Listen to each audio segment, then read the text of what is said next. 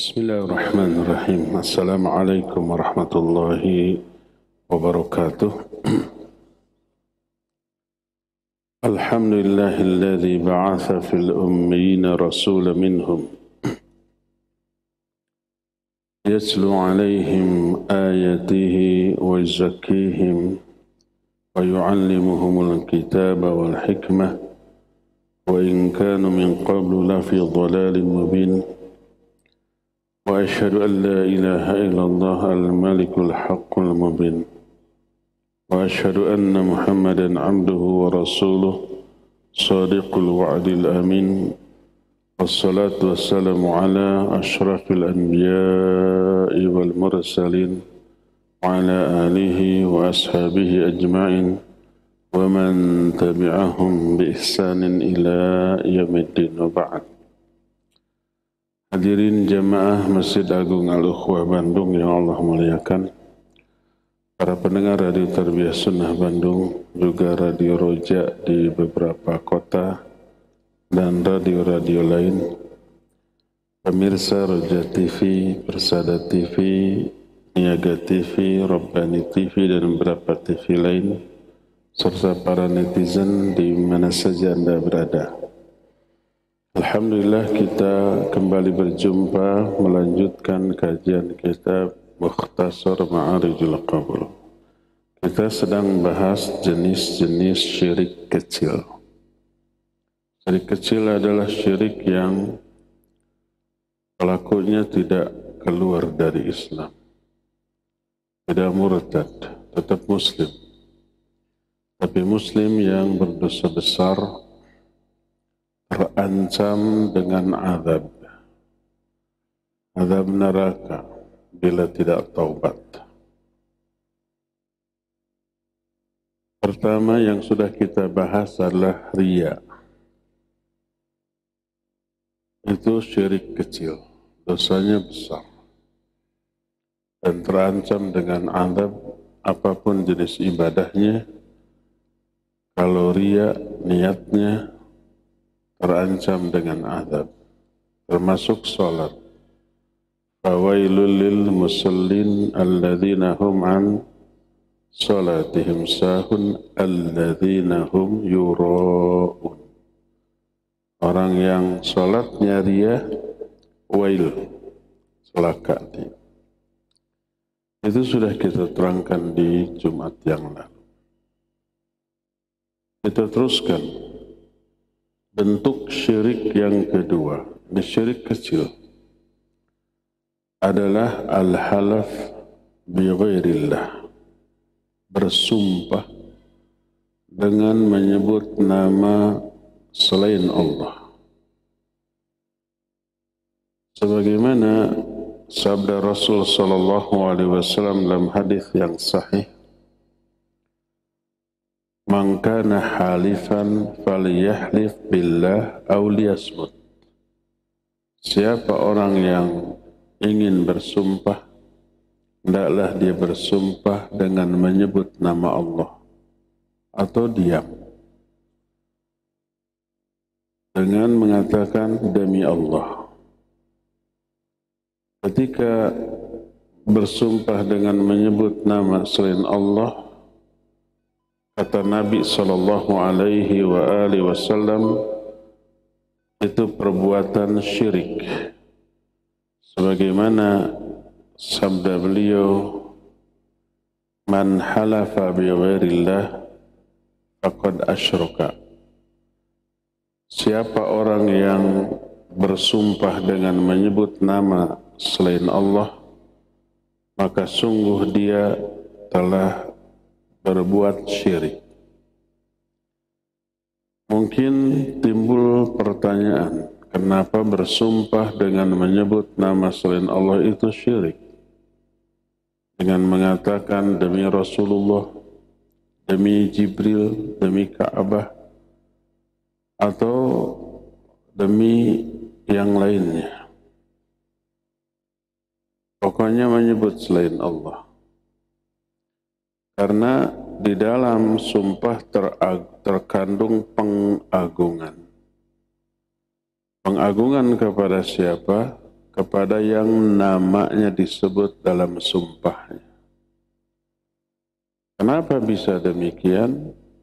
Karena makna sumpah adalah ta'kidus syai' li dzikri ismil mu'azzami indal halif. Makna sumpah adalah menguatkan sesuatu dengan menyebut nama yang diagungkan oleh orang yang bersumpah.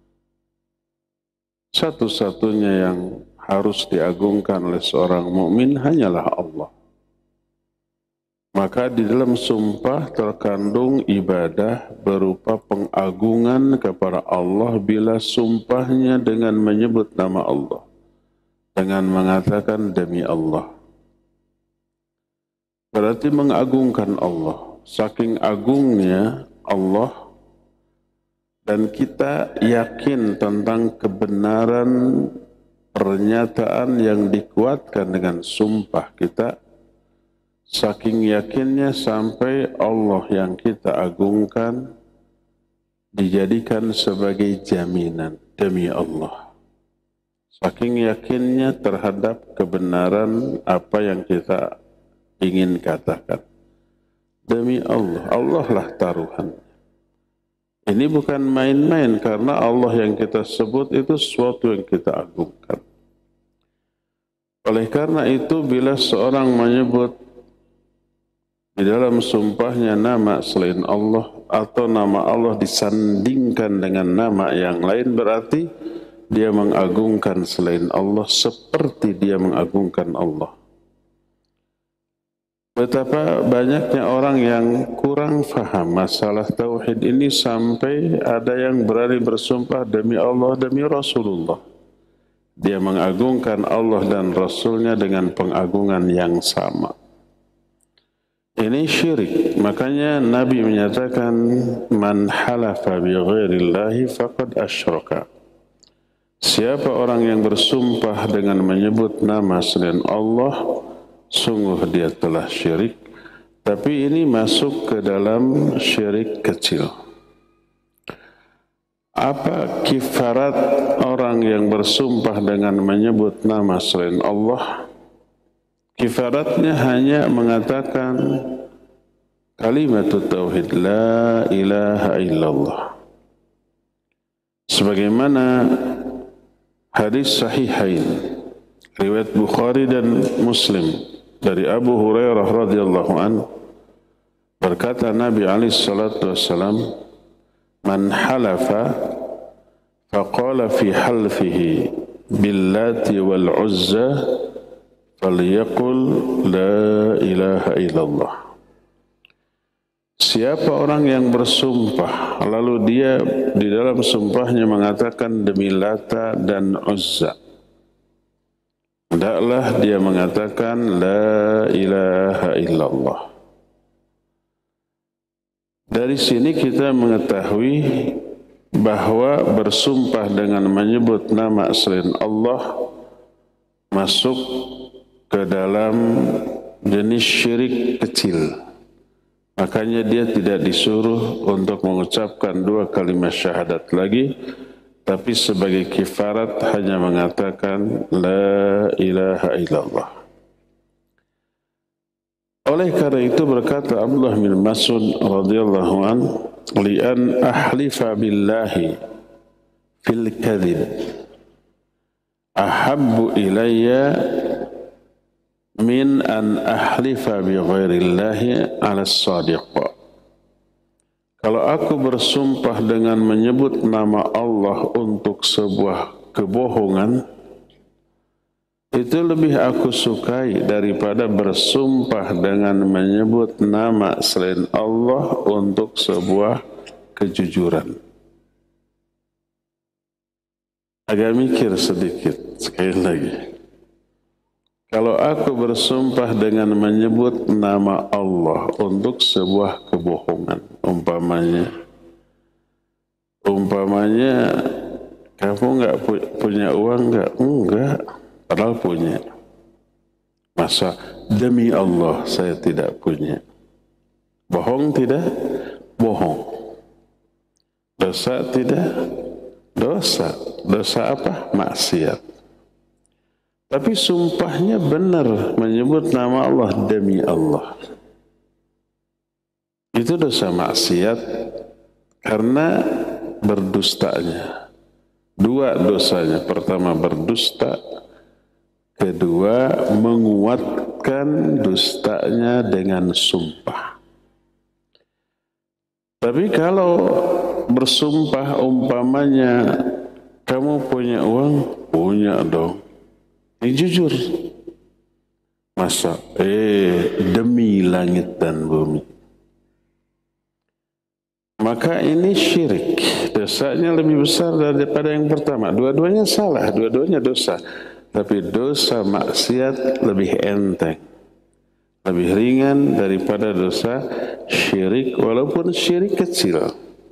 Karena dia mengagungkan langit dan bumi seperti mengagungkan Allah Azza wa Jalla, dan ini syirik. Karena dengan hadis man halafa bi ghairillah faqad asyraka. Siapa yang bersumpah dengan menyebut nama selain Allah, dia sungguh telah syirik. Tapi dosa maksiat lebih enteng daripada dosa syirik. Makanya Abu Abdullah bin Mas'ud menyatakan, kalau aku bersumpah dengan menyebut nama Allah, ini semuanya benar. Tapi untuk sebuah kedustaan, dusta ini dosa maksiat, itu lebih aku sukai. Artinya dosanya lebih enteng dibanding aku bersumpah dengan menyebut nama selain Allah sekalipun untuk kejujuran.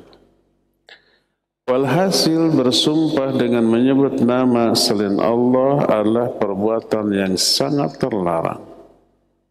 Karena termasuk jenis syirik, walaupun syirik kecil dosanya besar. Ini yang kedua berarti. Yang pertama riya kemarin, yang kedua bersumpah dengan menyebut nama selain Allah.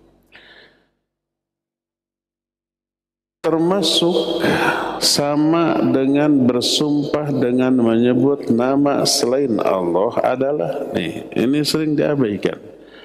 Mengatakan Masya Allah wa syi'ta walaulallah wa fulan. Nashkurullah wa nashkuru fulan. Sama termasuk syirik kecil orang yang mengatakan Masya Allah wa syi'ta. Maknanya terserah kehendak Allah dan kehendak engkau. Walaupun engkaunya itu Nabi SAW. Ini pernah dikatakan kepada oleh para sahabat, Masya Allah wa syi'ta. Langsung ditegur oleh Nabi SAW. La taqul Masya Allah wa syi'ta, walakin qul Masya Allah wahdah. Jangan kamu katakan terserah Allah dan terserah engkau. Tapi katakan terserah Allah saja. Termasuk walaulallahu wa fulan, seandainya tidak ada Allah dan si fulan. Menyamakan antara Allah dan fulan dalam perannya dalam sesuatu. Umpamanya kita mengadakan sebuah acara sukses. Lalu kita kata seandainya tidak ada Allah dan si fulan yang menyumbang ini, acara ini berantakan. Seolah-olah peran Allah dan peran si fulan dalam hal itu sama, menyamakan. Ini tidak boleh. Sama dengan kita harus bersyukur kepada Allah dan bersyukur kepada muhsinin atau donatur. Itu hal yang terlarang masuk ke dalam syirik kecil. Tapi hendaklah kita mengatakan dengan thumma. Masya Allah thumma syi'ta. Laulallah thumma fulan. Nashkurullah thumma nashkuru fulan. Kalau diterjemahkan, terserah Allah kemudian terserah engkau. Seandainya tidak ada Allah kemudian setelah itu tidak ada donatur, acara ini berantakan. Makanya kita berterima kasih, bersyukur kepada Allah, kemudian setelah itu bersyukur kepada si donatur. Kalau pakai kemudian boleh, kalau pakai dan tidak boleh. Karena kalau dan menyamakan, kalau pakai kemudian itu tertib yang berbeda level. Maka itu dibolehkan. Saya tidak tahu perbedaan dan dengan kemudian dalam bahasa Indonesia. Tapi kalau dalam bahasa Arab antara waw dan thumma jauh berbeda. Dua-duanya disebut huruf athaf. Tapi kalau thumma ada jeda, ada perbedaan yang jauh. Kaidah ada sebait syair di dalam kitab Nahu namanya Alfiyah susunan Ibnu Malik. Ketika berbicara tentang huruf ataf, ya, kalau waw disebut lil mutlaqil jam'i, menyatukan, menyamakan secara mutlak. Kalau au maknanya atau tapi segera. Tapi kalau thumma berurutan tapi ada jeda waktu. Kalau bukan au fa, kalau fa berurutan nggak ada jeda waktu. Ja'a Muhammadun fa Zaidun. Telah datang Muhammad, setelah itu Zaid, berurutan. Tapi ja'a Muhammadun thumma Zaidun, datang Muhammad, setelah itu berapa lama kemudian? Kemudian Zaid. Tapi ja'a Muhammadun wa Zaidun bareng. Kaidah wal fa'u litartibil bittisal wa thumma litartibi binfisal. Huruf fa untuk menyatakan urutan, tapi ittisal nyambung waktunya. Tapi kalau thumma menunjukkan urutan, tapi terpisah jauh. Kalau waw bareng sama-sama. Ini kalau dalam bahasa Arab jelas antara waw fa dengan thumma. Saya nggak tahu dalam bahasa Indonesia. Ya kalau umpamanya dan lalu kemudian. Itu juga beda kan? Kalau dan bareng, datang Muhammad dan Zaid bareng. Datang Muhammad lalu Zaid berurutan. Datang Muhammad kemudian setelah itu Zaid, gitu kan? Ya, dalam bahasa Indonesia juga sama begitu. Nah, implikasinya di dalam makna antara waw dengan thumma penggunaannya jauh berbeda maknanya. Kalau dikatakan Masya Allah wa syi'ta, menyamakan kehendak Allah dan kehendak engkau. Tapi kalau Masya Allah thumma syi'ta, ini berbeda. Maknanya terserah kehendak Allah, kemudian setelah itu kehendak manusia, maka kehendak manusia maknanya di bawah kehendak Allah. Allah berfirman, wa ma tasha'una illa ay yasha Allahu Rabbul Alamin. Kalian tidak akan punya kehendak kecuali Allah yang menghendaki kalian punya kehendak seperti itu. Kehendak kita juga diberi oleh Allah. Kalau Allah tidak menghendaki kita berkehendak demikian, kita tidak akan berkehendak demikian. Makanya hati-hati kalau kita pidato memberi sambutan, pertama-tama kita bersyukur kepada Allah dan kepada donatur, kepada panitia. Ini nggak boleh pakai dan. Tapi kalau kemudian boleh. Karena apa?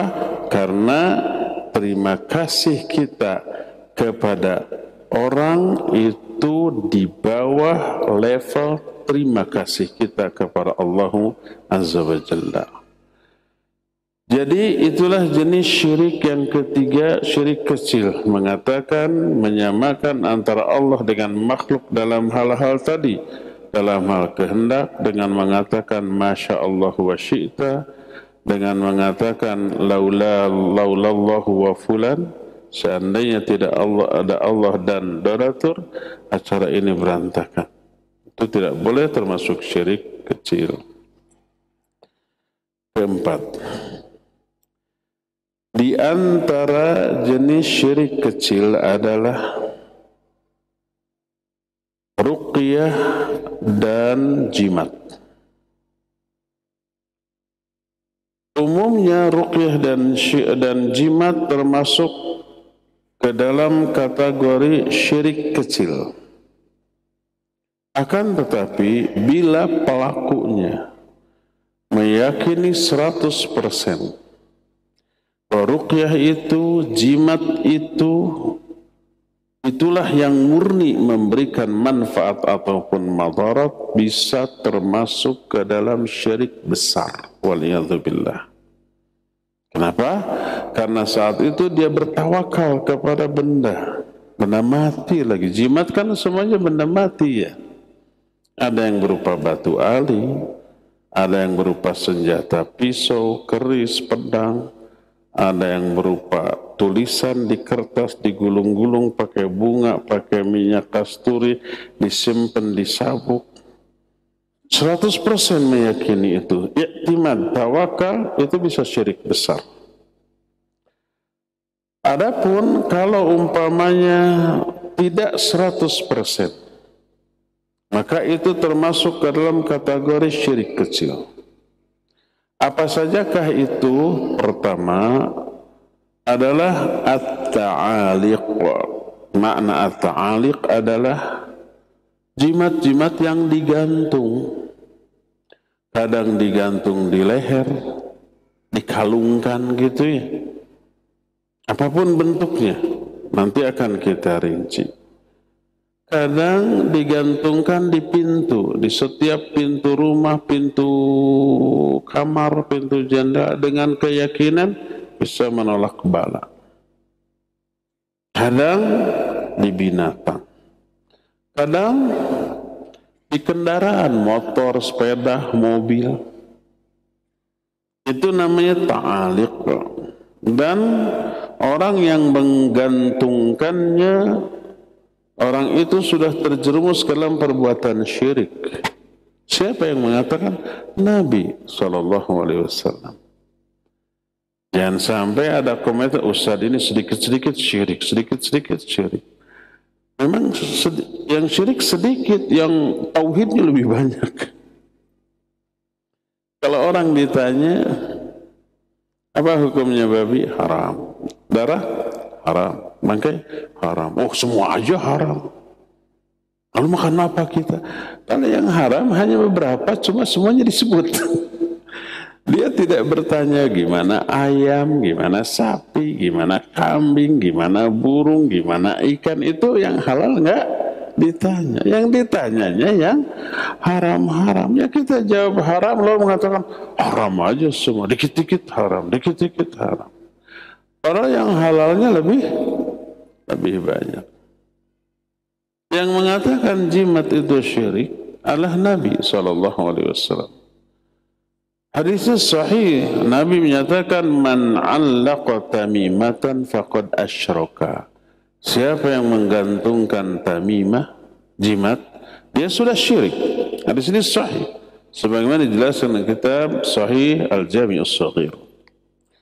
Masih dalam hadis yang sahih, anna Rasul sallallahu alaihi wasallam fi ba'di asfarihi arsala rasulan alla yabqiyanna fi rukbati ba'irin qiladah min watrin aw qiladah illa quti'at.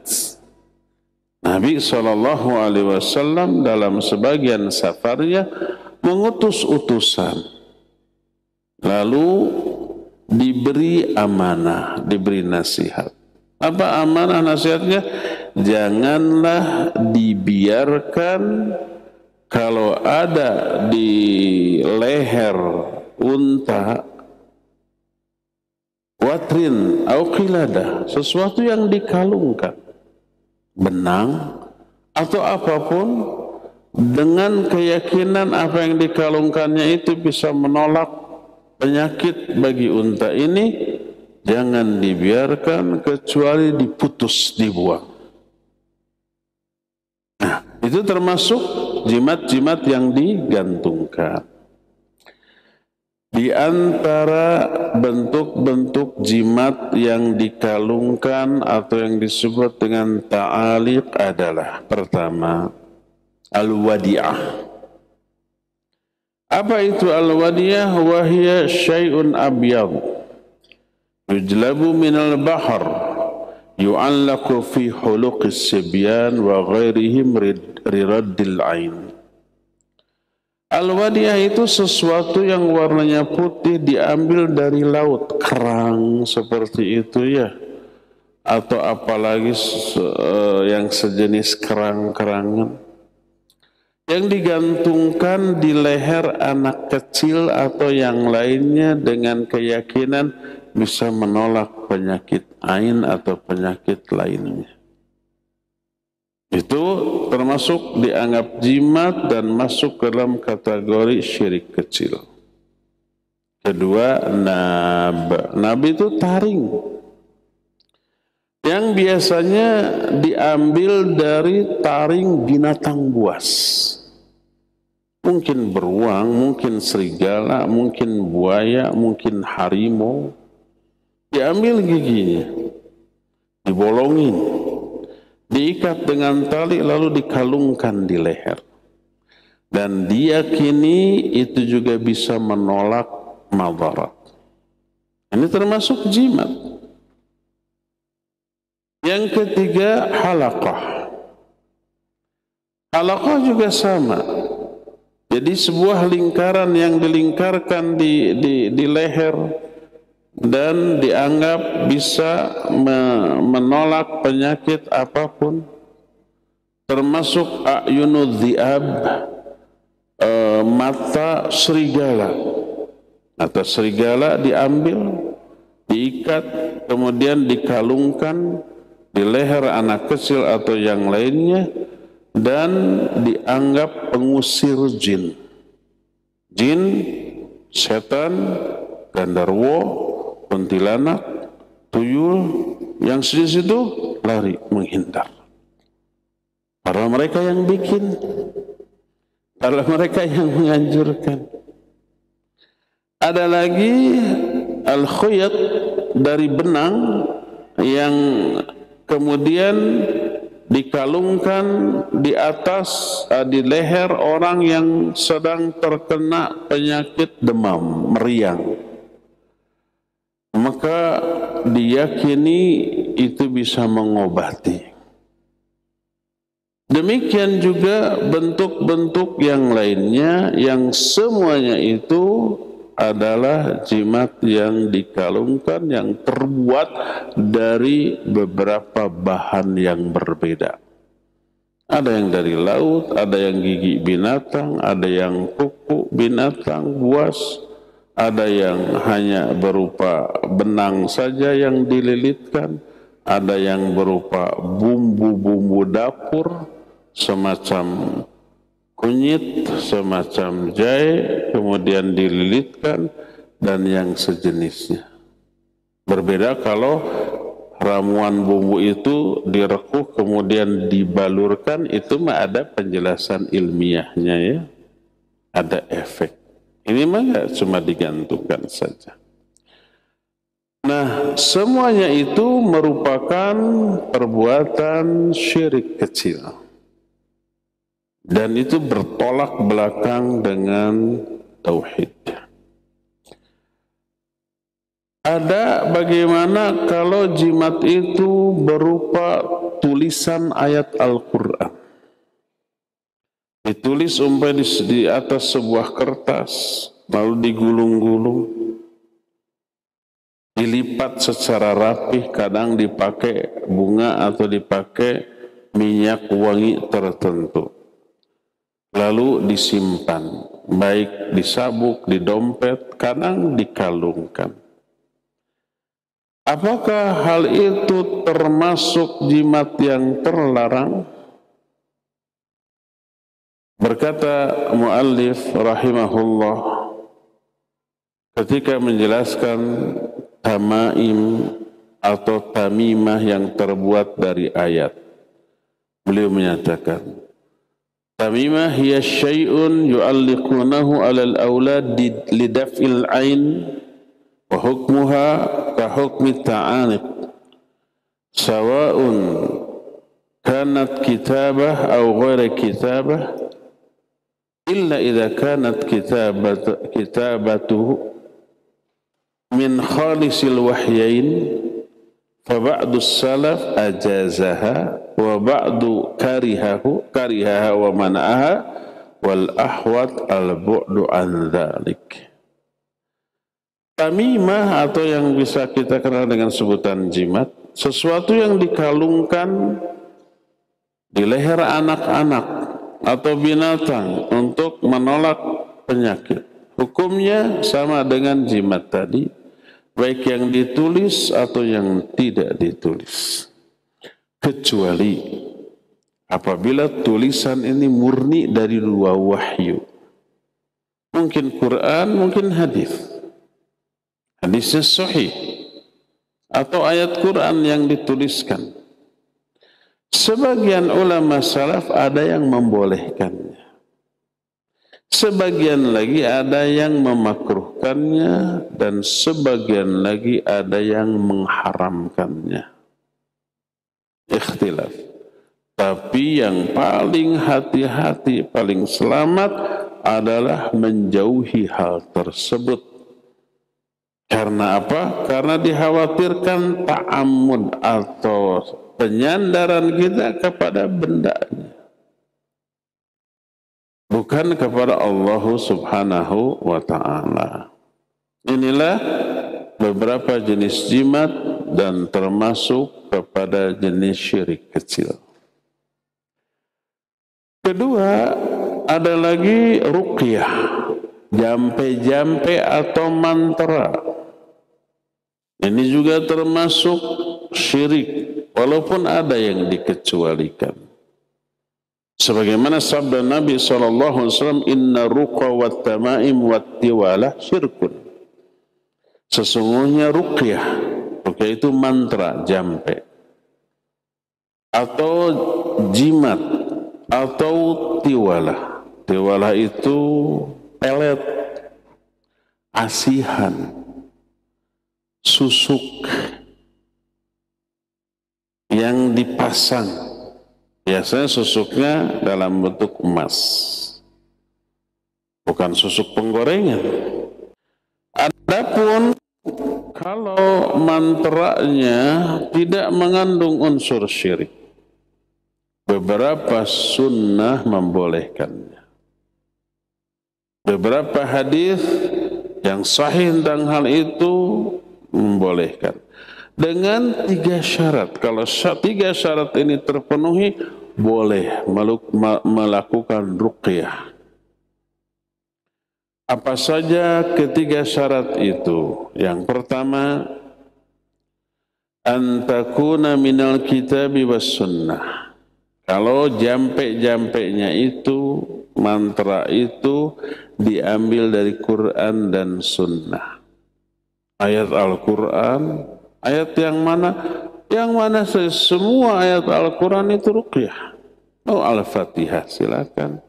Mau Al-Ikhlas, Al-Falaq, An-Nas, ayat kursi, atau 2 ayat terakhir dari surah Al-Baqarah, atau ayat manapun silakan, ruqyah. Atau hadis yang sahih. Apa yang menjadi dasar bahwa kalau dari Quran, dari sunnah, ruqyah itu boleh? Banyak. Al-Fatihah sendiri, nama lain dari Al-Fatihah adalah ruqyah. Ketika ada 3 orang sahabat kehabisan bekal di perjalanan, singgah ke suatu kampung, minta dhiyafah, minta jamuan terhadap tamu, hak sebagai tamu dimuliakan, dijamu 3 hari. Nggak dikasih. Akhirnya pergi. Ternyata anak kepala kampung itu dipatuk ular atau binatang berbisa. Nggak ada yang bisa menyembuhkan. Datanglah utusan kepala kampung kepada 3 sahabat. Adakah di antara kalian yang bisa menjampi? Ya, ada. Kemudian datang, kemudian salah satu di antara mereka membacakan surah Al-Fatihah. Ternyata sembuh. Nah, di sini sahih riwayat Imam Bukhari dalam kitab Sahih Bukhari. Baru setelah sembuh dikasih kambing. Begitu kesepakatan, boleh saya ruqyah. Orang itu asal diberi kambing. Diberi kambing. Setelah diberi kambing, bingung ini halal apa tidak ya. Dibawa kepada Nabi SAW. Beliau menyatakan, wa ma adraka ma annaha ruqyah. Dari mana kamu tahu bahwa Al-Fatihah adalah ruqyah? Ruqyah itu jambe. Lalu diminta kambingnya disembelih dan dimakan bersama-sama. Dari sini Imam Ibnu Katsir rahimahullahu ta'ala ketika membahas surah Al-Fatihah dalam kitab tafsirnya, salah satu yang dibahas nama-nama dari surah Al-Fatihah. Ada Ummul Kitab ya, dan seterusnya. Salah satunya adalah ruqyah berdasarkan hadits ini. Ketika Nabi dan Abu Bakar mau hijrah, sebelum berhijrah mereka bersembunyi dulu di sebuah gua. Namanya Gua Thur. Jamaah haji dan umrah pasti ada acara city tour di dalam kota Mekah. Salah satu yang dikunjungi Gua Thur. Gua Thurnya nggak kelihatan, bukitnya aja Bukit Thur. Guanya tersembunyi di atas sebelah sana. Nah ini Bukit Thur, tuh di sana ada gua. Mana itu tuh nggak kelihatan. Lebih banyak yang naik ke sana. Kenapa dijadikan wisata, destinasi wisata? Karena punya sejarah. Ketika Nabi dan Abu Bakar diperintahkan hijrah, semua sahabat sudah hijrah, tinggal mereka. Maka Nabi dan Abu Bakar tidak langsung ke arah Madinah, sebab pasti akan kesusul. Saat itu kan Nabi sudah dikepung rumahnya. Siangnya Abu Bakar sudah dikontak, siap nanti malam hijrah. Sejak sore rumah Nabi SAW sudah dikepung.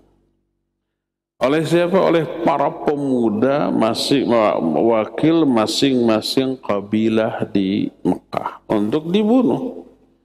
Termasuk si iblis laknatullahi alaih menyamar menjadi salah satu tokoh dari Najd ikut mengepung. Berwujud manusia. Kuasa Allah luar biasa. Allah menyatakan wa idh yamkuru bikal ladzina kafaru liyuthbituka aw yaqtuluka aw yukhrijuk wa yamkuruna wa yamkurullah wallahu khairul makirin. Ingat ketika orang-orang kafir membuat makar untuk menyergap kamu, membunuh kamu atau mengusir kamu. Mereka bikin makar, Allah juga bikin makar, dan Allah sebaik-baik pembuat makar. Ketika Nabi dikepung di rumahnya, rencananya Nabi kan setiap malam suka keluar ke Ka'bah sholat. Pas keluar disergap gitu rencananya. Jadi sejak sore ngepung. Nabi sudah tahu, diberitahu oleh Allah.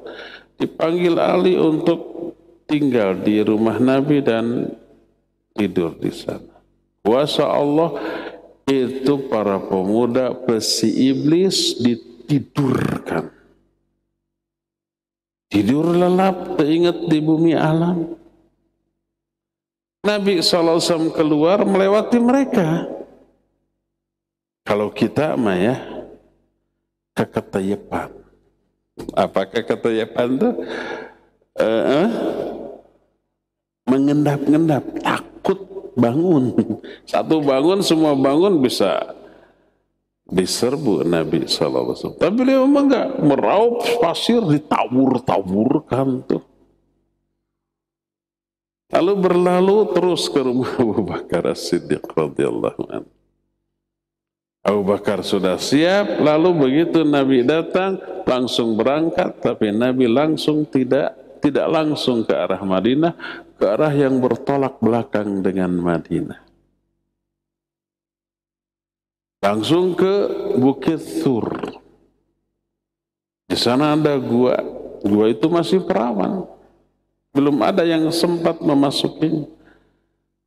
Abu Bakar khawatir keamanan gua itu, Nabi SAW disuruh tinggal dulu di luar, dia masuk. Ketika masuk, dari luar ke dalam itu ngegejlik tuh, loncat ke bawah. Tidak rata. Didapati banyak lubang-lubang ular. Ular di padang pasir itu berbisa loh, ular derik kayak gitu ya.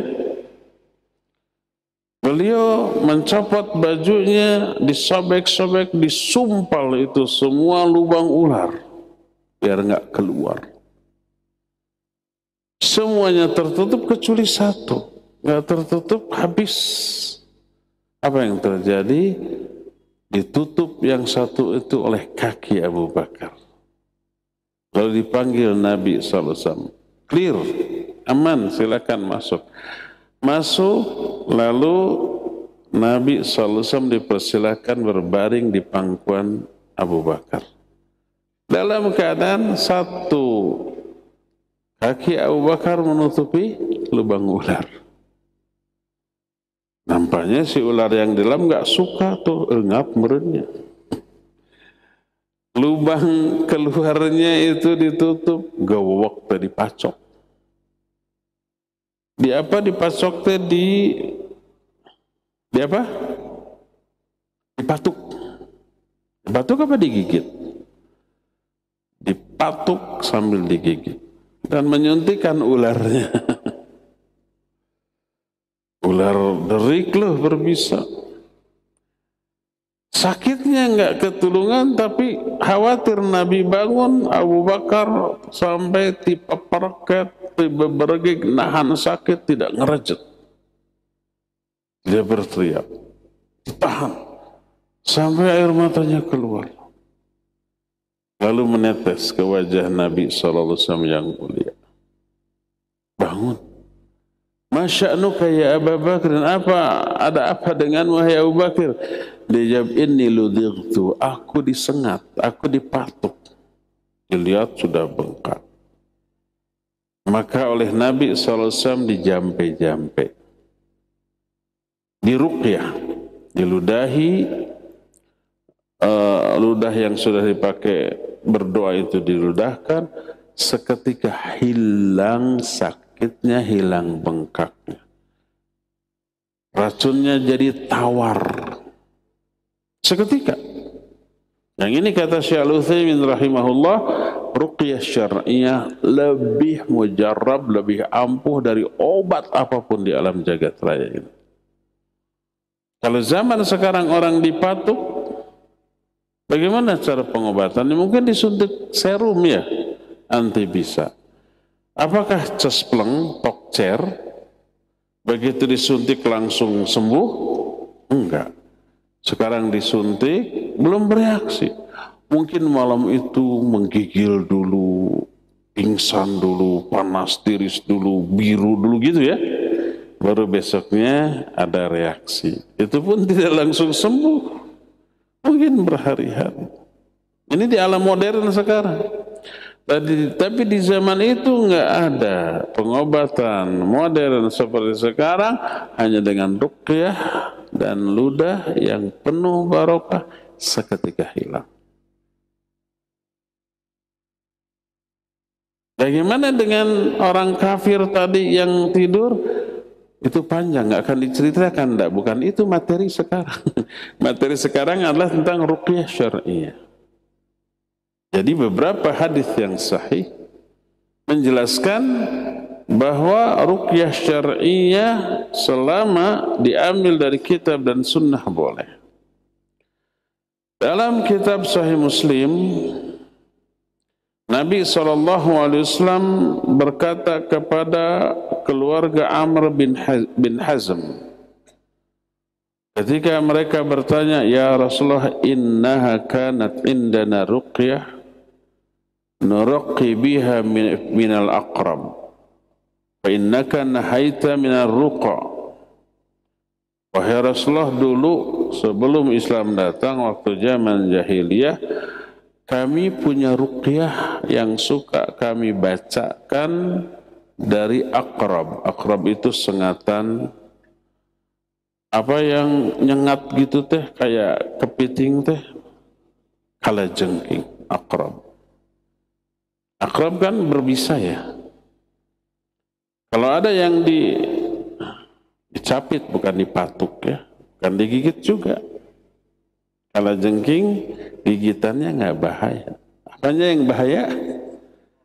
Ekornya, sengatan. Beracun. Kami suka meruqyah, sedangkan engkau melarang kami dari ruqyah. Apa kata Nabi SAW? Ma ara ba'san man istata'a minkum ayyan fa'akhahu falyaf'al. Tidak apa-apa. Aku melihat tidak apa-apa. Siapa di antara kalian yang mampu memberi manfaat kepada saudaranya, silakan lakukan. Jadi kalau ada orang sakit, kita bisa mengobati dengan cara pengobatan yang tidak terlarang secara syar'i, silakan lakukan. Dokter, herbalis, terapis, termasuk ruqyah. Dalam hadis tadi, la ba'sa birruqa ma lam yakun fi syirkun. Nabi SAW menyatakan tidak apa-apa dengan ruqyah selama di dalamnya tidak mengandung syirik. Makanya Nabi SAW kalau beliau melayat orang yang sakit, beliau suka meruqyah.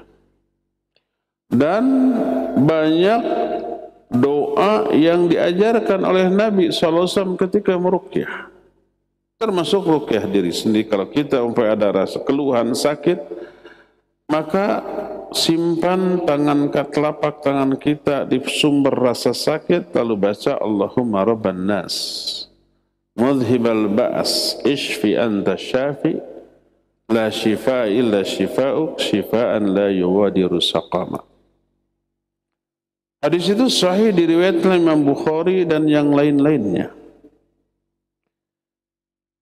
Kemudian Nabi SAW juga menganjurkan, apabila ada orang yang sakit, doakan olehmu, baca doa berikut ini 7 kali. Doanya pendek, hafalkan. Baca 7 kali, ini cespleng, tokcer, mujarrab. As'alullahal azim, Rabbal arshil azim ayashfiyaka. As'alullahal azim, aku meminta kepada Allah yang maha agung. Rabbal arshil azim. Dibaca robba bukan robbu. Yang faham ilmu nahu pasti faham, pasti ngerti. Kenapa robba? Sebab robba ini badal dari Allah. As'alullaha, dibaca loha bukan lahu. Kenapa loha? Karena maf'ulun bih, objek bahasa kita. Dan maf'ulun bih harus nasab, tanda nasabnya fathah karena dia isim mufrad. As'alullahal azim Rabbal arshil azim. Rabba ini badal dari Allah. Rabbal arshil azim, pemilik atau penguasa arsy yang agung. Ayyashfiyaka, semoga dia menyembuhkanmu. Baca 7 kali. Niscaya Allah akan menyembuhkan orang yang sakit itu. Yakini dan suruh si pasien yakin juga atas doa kita. Sebab sejauh apa matihnya ini doa dalam menyembuhkan penyakit sangat tergantung kepada, pertama, keyakinan si peruqyah terhadap ruqyahnya. Kedua, keyakinan Si orang yang diruqyah kepada orang yang meruqyahnya dan kepada isi ruqyahnya. Kalau semua yakin, samalah dengan dokter. Ada pasien ke dokter begitu datang, ini dokter kurang meyakinkan. Tapi sudah antri ini, orangnya masih muda, kelihatannya belum banyak pengalaman. Kalau mau balik lagi tanggung, ya sudahlah. Sambil tidak yakin, diperiksa, dikasih obat, nggak sembuh. Karena faktor keyakinan mempengaruhi sugesti juga. Tapi kalau ada dokter senior sudah terpercaya, banyak orang sembuh, baru datang lihat dokter belum diapa-apain sudah merasa sembuh. Apalagi nama kita dipanggil, sakit apa? Oh ini keluhannya, baru cabak-cabak. Sudah merasa sembuh, alhamdulillah sudah sehat. Kalau baru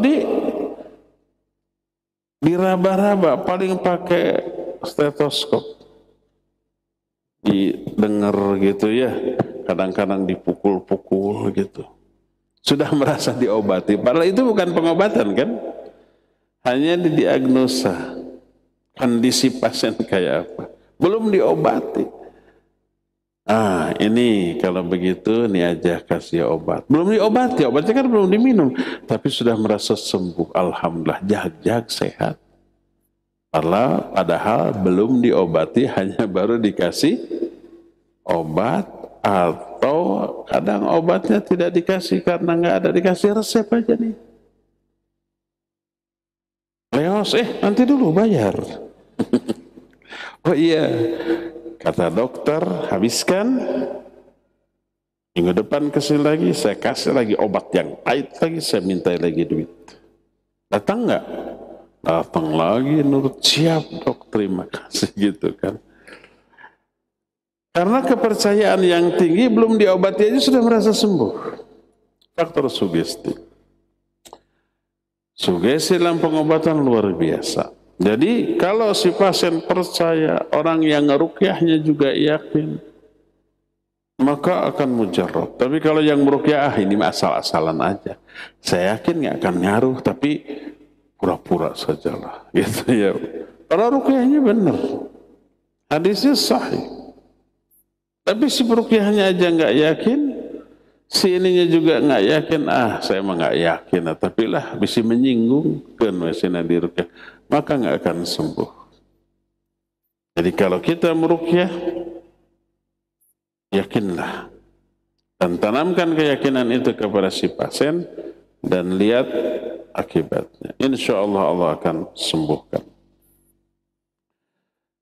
Itulah syarat yang pertama, yaitu diambil dari Al-Quran dan hadis yang sahih, baru boleh. Syarat kedua, an takuna bil lughatil arabiyyah mahfuzatun alfaduha mafhumatun ma'aniha fala yajuzu taghyiruha ila lisanin akhar fa inna fi dhalik fursatus syayatin fi iqa'in nas fi syirki wal kufri wa hum yaquluna ma la yadrun ma'nahu. Kedua, dengan bahasa Arab yang lafadznya persis seperti yang diajarkan oleh Nabi SAW, difahami dan dihayati maknanya. Jangan diubah kepada bahasa lain walaupun terjemahannya pas, apalagi kalau tidak pas. Karena apa? Karena dalam penerjemahan terkandung kesempatan bagi setan untuk menjerumuskan manusia ke dalam syirik dan kufur. Jadi sebaiknya kalau Al-Fatihah, baca Al-Fatihah, jangan diterjemahkan. Kalau doa tadi Allahumma rabban nasi mudhibal ba's isfi anta syafi, baca lafaz aslinya, jangan diterjemahkan. Karena apa? Terjemahan itu pertama banyak yang tidak pas, yang kedua banyak makna yang hilang. Di dalam sebuah kalimat, apalagi dalam bahasa Arab, ada banyak yang terkandung, banyak hal yang terkandung. Pertama, makna. Yang kedua, keindahan bahasa. Dan itu memiliki daya sentuh yang berbeda. Yang ketiga nih, dalam bahasa itu banyak beberapa makna agung yang terkandung di dalam kalimat yang pendek. Yang apabila diterjemahkan, beberapa makna agung itu hilang. Seperti contoh sering saya contohkan. Umpamanya, wa 'alallahi tawakkaltu. Iyyaka na'budu wa iyyaka nasta'in. Di dalam kalimat wa 'alallahi tawakkaltu diterjemahkan hanya kepada Allah aku bertawakal. Iyyaka na'budu diterjemahkan hanya kepada Engkau kami ibadah. Terjemahan itu benar, tapi kalau hanya sampai di sana ada makna yang hilang. Apa yang hilang? Pengagungan kepada Allah tidak terkandung dalam terjemahan hanya kepada Allah aku bertawakal atau hanya kepada Engkau kami beribadah. Pengagungannya kepada Allah tidak terkandung. Padahal kaidah taqdimul ma'mul anil amil yufidul hasar wal ihtimam. Ini kaidah. Mendahulukan objek sebelum subjek dan predikat mengandung makna hanya dan mengagungkan objek. Iyyaka na'budu, iyyakanya objek kan diawalkan. Bukan na'budu iyyaka. Na'budu iyyaka struktur kalimatnya benar, kepada Engkau kami ibadah, tapi tidak mengandung hanya kepada Engkau ibadah, kepada yang lain juga ibadah. Tapi kalau iyyaka na'budu hanya, ada hanya, dan si Allah Allah yang diawalkan itu diagungkan, saking diagungkan diawalkan penyebutannya. Tapi ketika diterjemahkan hanya kepada Engkau kami beribadah, pengagungannya tidak terkandung. Hanya kepada Engkau aku bertawakal, pengagungannya tidak terkandung. Allahumma ada khusus pengagungan dan fokus. Tapi kalau Allahumma kita terjemahkan, ya Allah kan gitu ya. Ya Allah itu tidak mengandung pengkhususan, tidak mengandung pengagungan, tidak mengandung fokus penghayatan. Padahal orang dalam bahasa Arab kalau mengatakan Allahumma, tiga-tiganya terkandung itu. Ada penghayatan, fokus, ada kekhususan bagi Allah dan ada pengagungan. Karena Allahumma awalnya ya Allah. Makanya Allahumma terjemahannya ya Allah. Lafaz asalnya ya Allah. Ya-nya dipindah ke belakang. Allahnya dikedepankan.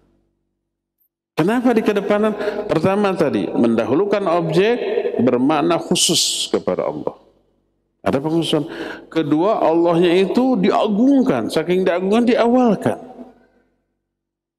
Ya-nya ketika dipindah ke belakang berubah menjadi mim, mim itu lil jam'i. Jama' di sini bukan banyak, tapi fokus memadukan, menyatukan unsur pikiran, ucapan dan hati. Ada fokus di sana. Jadi kalau seseorang menyatakan dalam bahasa Allahumma, berarti dia mengagungkan Allah dan ucapan itu dikhususkan kepada Allah dan ada penghayatan. Tapi ketika diterjemahkan ya Allah, nggak ada kan makna ketiga-tiganya tadi. Itulah. Makanya pelihara lafaz asli dalam bahasa Arab, terutama ayat dan hadis yang sahih, hayati maknanya. Semendalam yang kita bisa. Ini syarat yang kedua. Syarat yang ketiga, ayya'taqida annaha sababun minal asbab la ta'thira laha illa biiznillah. Fala ya'taqidu fiha naf'an bidzatiha.